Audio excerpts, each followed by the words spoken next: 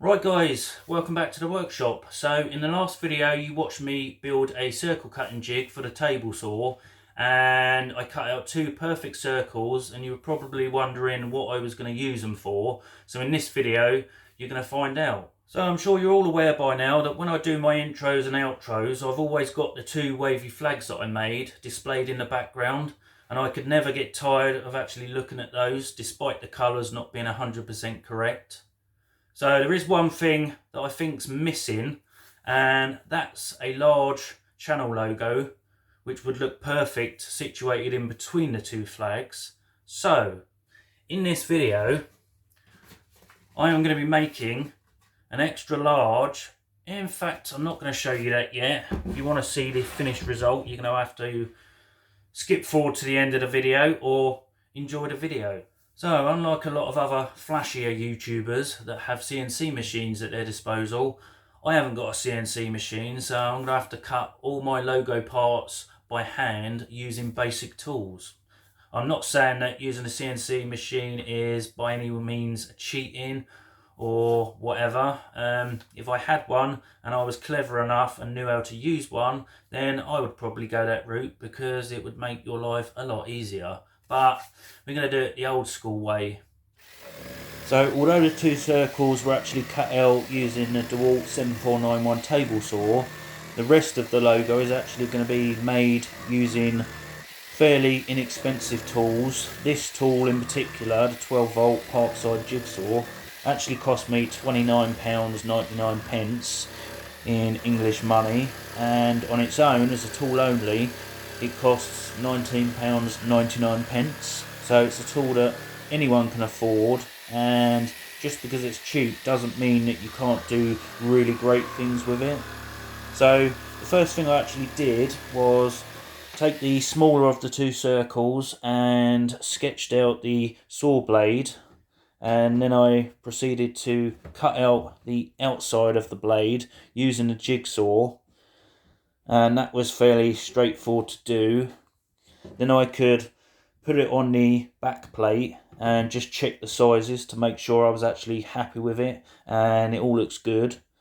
So I then moved on to using the trim router to round over the outside of the blade, and I'm doing it now before removing the inner portion because that way I've got more material to actually rest the router on. And for anyone that's interested, this cheap Katsu router that takes the Makita batteries is still working 100% fine. Yes, it might not be as good as the Makita or DeWalt or Milwaukee or even Hikoki, but if you're in the market for a budget cordless router, then look no further. So with the outside of the blade done, I moved on to the inside, first removing the bulk of the material, and then once that was out of the way I could go round and finish off the inside.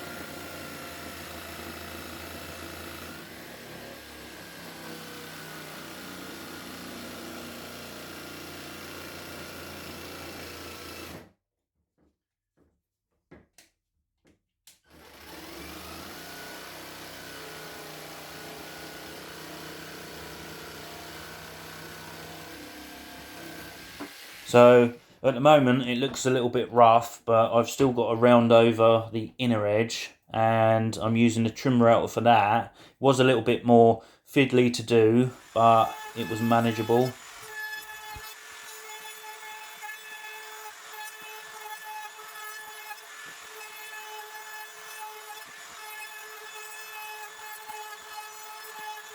And then when the inside edges of the blade were actually rounded over, I went round with some sandpaper wrapped round a pencil and sanded the difficult to reach areas by hand, and then used a worn out disc to finish hand sanding before moving on to the letters. The letters are being made out of cheap MDF, and I'm using the jigsaw to cut these out as well. And I actually posted a picture of the finished logo over on Reddit, and someone commented saying I must have been using an expensive jigsaw in order to cut all the pieces out, and I think they were pleasantly surprised when I told them it was less than 20 quid. So if anyone's looking for a budget friendly cordless jigsaw, then look no further than the Parkside ones. I know they do an 18 volt version, and this is the 12 volt version, and I went for the 12 volt because it's the barrel grip design, which I actually prefer. And I've cut all different thicknesses of materials. I've cut hardwoods with it, and it's coped with those. I've cut ply, OSB, cut quite thick material up to 32 millimeters thick, and it's tackled that without any issues. So definitely worth a punt.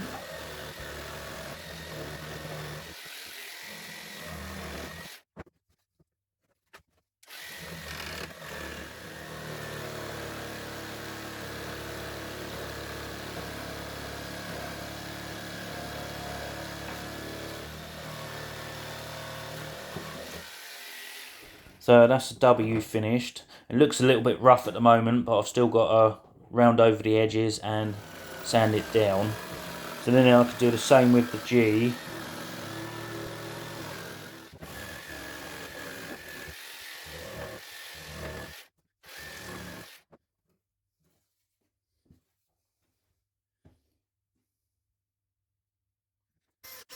So this was actually the part of the design where I come up against some problems. I'm trying to do the centre ring on the logo.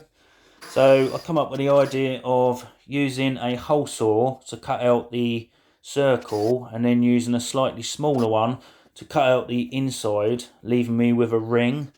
But as you can see, I was using clamps to try and hold the circle straight, and the clamps kept slipping off. I tried tape, that didn't work. I tried clamps on the clamps, and that didn't work. And because I was using cheap MDF, on two occasions it actually split and just crumbled. So I realised that that method wasn't going to work, so then I decided to try some plywood, as I thought that might be a bit more durable. But this time I decided to do the outer ring, but not all the way through. Then I used a smaller hole saw bit and took out the centre, and then I went back to the larger hole saw and actually finished the cut off, and that actually worked and left me with a perfect ring for the centre of the blade. So with all the pieces now cut out, I finished off by rounding over the remaining edges, and I also cut out on the bandsaw a tiny hammer which is situated in the centre of my logo. Didn't actually film that bit because it was quite small and fiddly. And then I could lay the pieces out and actually get a feel for how the logo was going to look. The next thing I needed to do was work out where all the pieces kind of interlocked with each other, and then I removed the pieces that needed removing, and then I could start using some Starbond CA glue and some activator to kind of glue all the pieces into one single piece.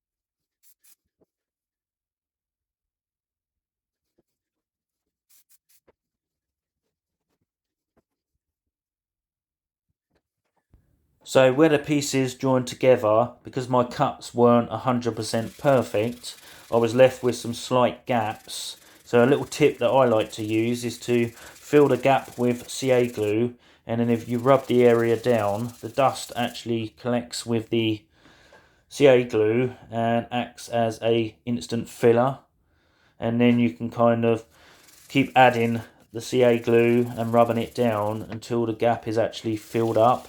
Now if you're going for perfection, you'd probably want to go over it with some proper wood filler and sand that down, but because this is only going on the workshop wall and no one's really going to see it up close, I just went with this quick method, and that way I could get on to painting it.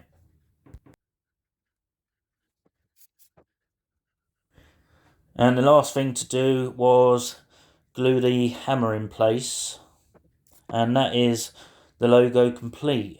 All that's left now is to finish standing and onto painting.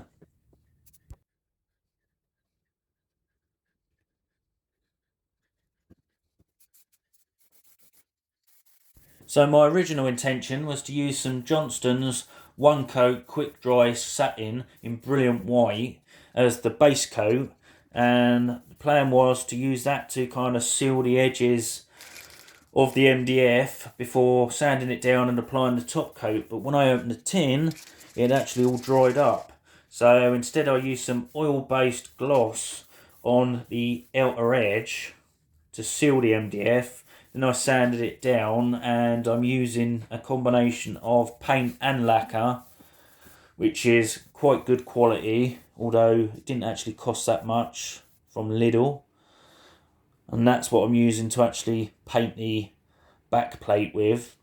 And for the logo itself, I'm using some water-based fence paint that I actually used on my recent lean-to build, and again I'm kind of using that to soak in and help seal the edges of the MDF. And then for the top coat, I'm using some cheap black paint which I got from Pound Stretcher, which is a shop here in the UK that sells things really cheap.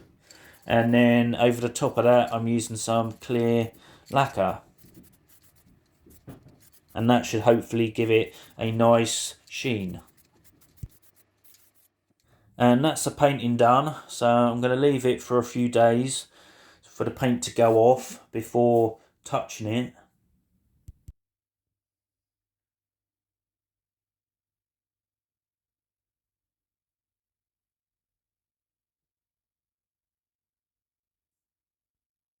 And the board that I actually sprayed it on looks kind of cool as well, with the outline of the logo. So I might actually keep that as well and use that in the workshop. So to attach the logo part to the back plate, I know you can't really see it that well on the video, but I positioned it where I wanted it to go, and then so I could get it in the exact same place again, I used some masking tape strategically placed around the actual logo part, and that way I could mark out where I wanted to drill some holes to drive in some screws. And I drilled out the holes from the front, then flipped it over, countersunk the holes, and I'm going to be driving in some 30mm screws to actually hold the logo onto the back plate. So once the holes were drilled, I actually clamped a straight edge to hold the logo down while I drove in the screws.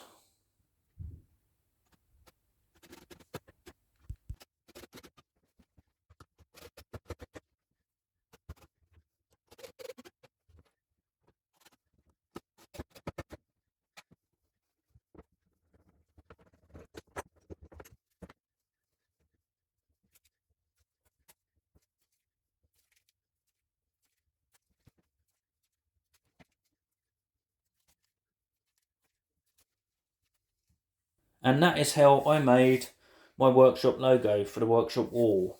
And because I'm a little bit OCD, I tried to copy the logo that my daughter actually designed as close to the original as possible, i.e. it's got the same amount of teeth on the saw blade. The G and the W are carbon copies. You've got the centre disc, you've got the hammer. The only thing lacking is the nails.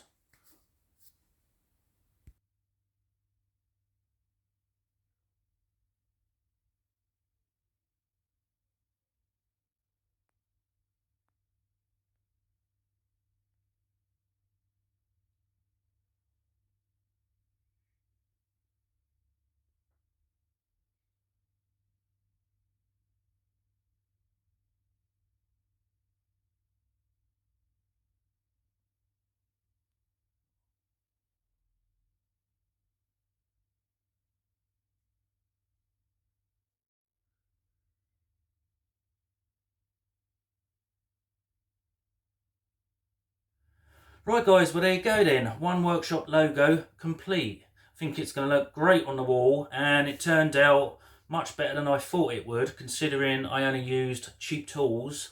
So if you did enjoy the video, don't forget to comment, like, share, and if you're not yet subscribed to the channel, then why not consider subscribing. And if you click the bell icon, you'll be notified every time I upload a new video. I do tool reviews, woodworking and general DIY type videos, so if that's your sort of thing, then subscribe. You can also head over to Instagram and give me a follow. So as always, thanks for watching, and until the next video, stay safe and you'll see me in the next one. Cheers for watching guys.